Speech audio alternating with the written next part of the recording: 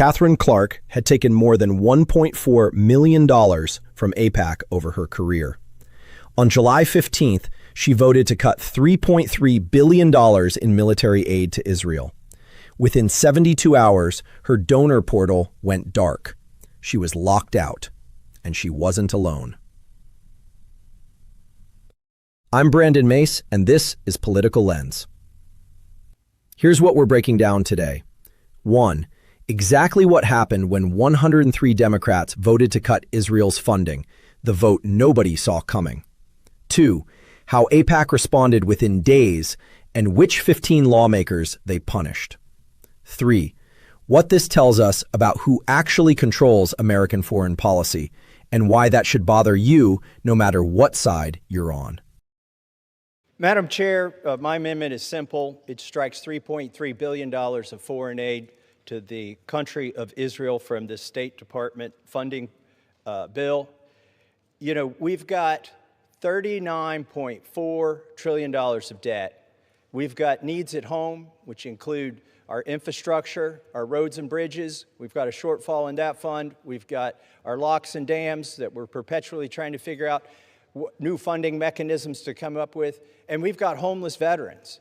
And we're sending more money to Israel in this bill than we spend on homeless veterans in this country. July 15th, Thomas Massie, Republican from Kentucky, libertarian, known for voting against pretty much everything, introduces an amendment to a defense appropriations bill. The proposal is simple. One line item. Strip $3.3 billion in annual foreign military financing to Israel. Gone. Nobody expected it to pass. And it didn't. The final tally? 314 to 104. The amendment failed by more than 200 votes. But here's what nobody expected. 103 Democrats voted yes. That's nearly half the Democratic caucus.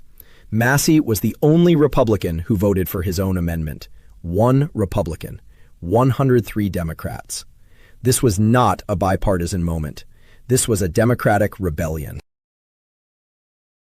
Nancy Pelosi, the former speaker, voted for it. She called the amendment, quote, ill-conceived, and then voted yes anyway. Her stated reason? For the message that it sends. Think about what that means. She knew the amendment was flawed, her words. She voted for it anyway, because the message mattered more than the mechanics. Hakeem Jeffries, the House Minority Leader, refused to whip against it. He didn't endorse it, he didn't fight it. He let his members vote their conscience.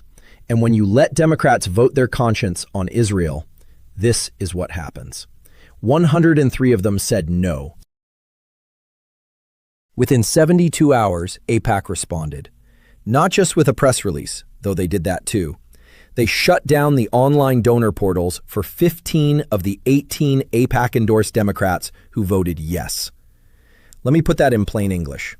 AIPAC runs a donor portal, a platform where their network of contributors can give directly to endorsed candidates. If your portal is open, the money flows. If it's closed, you are cut off from one of the most powerful fundraising networks in American politics. Overnight. AIPAC's official statement said they were, and I want you to hear this word for word, deeply appreciative of the 314 Republicans and Democrats who voted to reject the amendment. And they were disappointed by the 103 Democrats who voted with Massie to weaken America.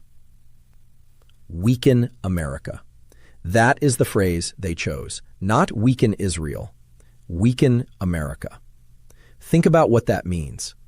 A lobbying group for a foreign government is telling you that cutting aid to that foreign government weakens your country. They're not even pretending anymore. Here's where it gets interesting. 3 of the 18 AIPAC-endorsed Democrats who voted yes kept their portals open. 3 out of 18. No explanation, no public criteria, just 3 lawmakers who somehow got a pass. AIPAC hasn't said why. And that silence, that is the point. The ambiguity is the weapon. I want you to sit with this for a second.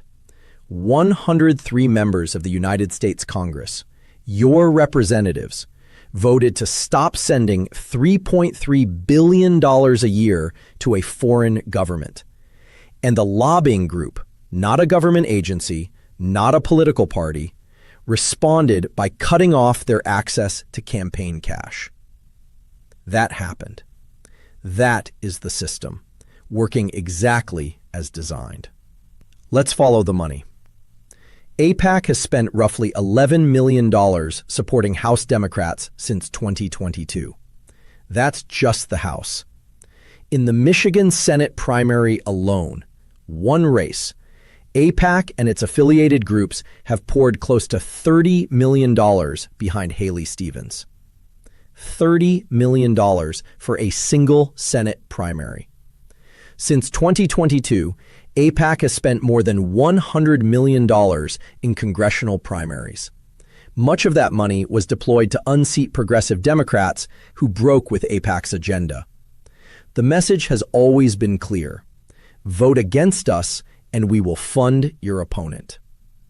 Now, Katherine Clark had taken more than $1.4 million from AIPAC over her career. She's the House Minority Whip, number 2 in Democratic leadership. And her portal still went dark. If the House Minority Whip isn't safe, nobody is.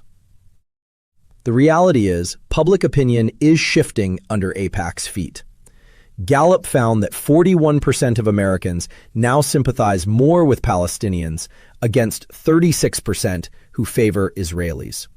Among Democrats, it is 65% in favor of Palestinians. The grassroots has moved, the donor class hasn't. And that tension, that's exactly what this vote ripped open. Let's zoom out because this is bigger than one amendment. This is bigger than 15 Democrats losing donor access. What the Massey vote revealed is that AIPAC's grip on the Democratic caucus is no longer absolute. They built their model on 2 pillars: unlimited campaign cash and the credible threat of primary challengers.